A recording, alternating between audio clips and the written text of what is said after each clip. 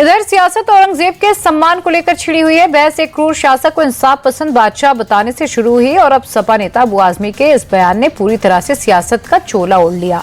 UP के CM Yogi Adityanath ने इस बीच एक बार फिर से औरंगजेब के चाहने वालों को बड़ा मैसेज दिया। योगी ने कहा कि देश का असली नायक आखिर कौन है। नायक तो महाराणा है, महाराणा। अकबर नायक नहीं हो सकता। नायक छत्रपति शिवाजी महाराज हैं, जिन्होंने औरंगजेब को घुटने टेकने के लिए मजबूर किया और घुटते घुटते बेमौत मरने के लिए मजबूर कर दिया था। इसलिए नायक छत्रपति शिवाजी महाराज हैं, औरंगजेब नहीं हो सकता। बहनों और भाइयों, जो सनातन धर्म को नष्ट करने के लिए आए हो, जिन्होंने भारत की धर्म और संस्कृति को नष्ट करने का कुत्सित प्रयास किया हो, जिन्होंने भारत की सनातन परंपरा को रौंदने के लिए तमाम षड्यंत्र किए हो, वे भारत के राष्ट्र नायक नहीं हो सकते। इस योजना को कैबिनेट से मंजूरी मिलने के बाद बीजेपी चीफ जेपी नड्डा ने लॉन्च किया। दिल्ली के जवाहरलाल नेहरू स्टेडियम में हुए इस प्रोग्राम में नड्डा ने कहा कि पीएम मोदी ने हमेशा हर वर्ग के विकास की चिंता की। इस योजना को धरातल पर उतारने के लिए सीएम रेखा और उनकी पूरी टीम का दिल से आभार। आज मुझे खुशी है और मैं बधाई देता हूं रेखा जी को और इस योजना की नेतृत्व को और मोदी जी को, जिन्होंने आज आने से पहले कैबिनेट का फैसला किया और 5,100 करोड़ रुपए इस साल के लिए आवंटित किया है, ताकि महिला समृद्धि योजना दिल्ली में लागू हो जाए। उसके लिए आपको बहुत बहुत बधाई।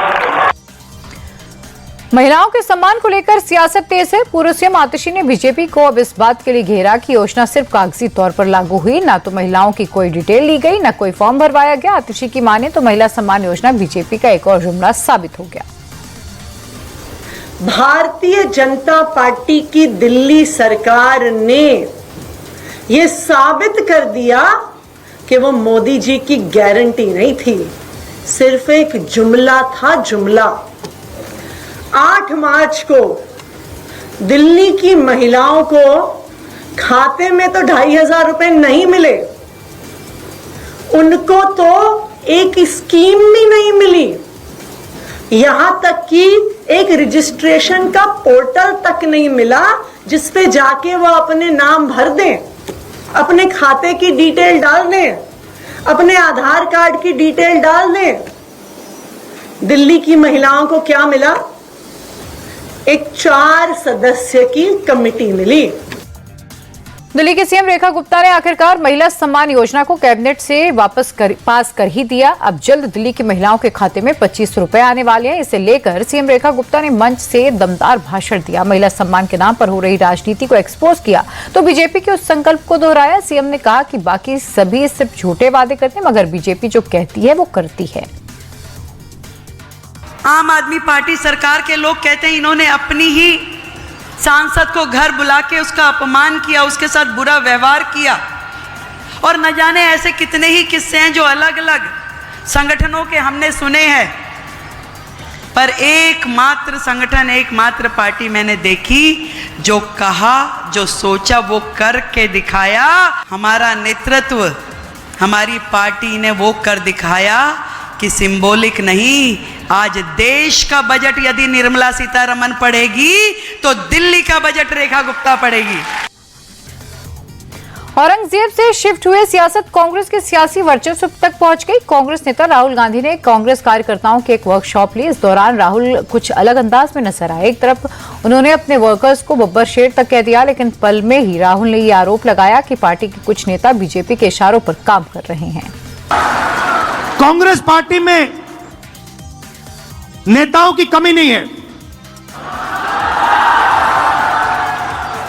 District level, block level, senior level नेता हैं, बब्बरशेर हैं, मगर पीछे से चेन लगी हुई है।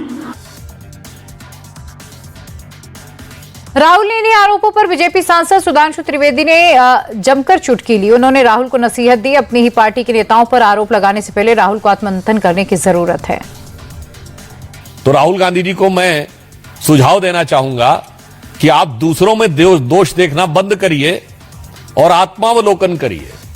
You do the self introspection, तो आपको समझ में आएगा कि बुरा जो देखन मैं चला, बुरा न मिलिया कोई, जो दिल खोजूं आपना, मुझसा बुरा न कोई। मुझे लगता है राहुल गांधी जी को सेल्फ इंट्रोस्पेक्शन करना चाहिए। वो देश की हर संस्थाओं के ऊपर, देश की संवैधानिक संस्थाओं से लेके, देश की सरकार से लेके, जनता, माननीय प्रधानमंत्री जी और अब अपनी पार्टी के लोगों को भी अपशब्दों का प्रयोग करने लगे हैं। प्रधानमंत्री नरेंद्र मोदी ने 1 लाख से ज्यादा महिलाओं से संवाद किया। गुजरात के नवसारी में मोदी ने महिलाओं के सामने अपनी बात रखी। पीएम ने कहा, महाकुंभ में स्नान करने के बाद लोगों को आशीर्वाद मिला और मुझे यहां इन लाखों बहनों का आशीर्वाद मिला। महाकुंभ में माता गंगा के आशीर्वाद मिले और आज मातृशक्ति के इस महाकुंभ में आप सभी माताओं बहनों के आशीर्वाद मिले। माताओं बहनों, सरकार के मुखिया के रूप में, आपके सेवक के रूप में आप सबको ये विश्वास दिलाता हूं कि आपके सपनों के रास्ते में कोई बाधा नहीं रहने दूंगा।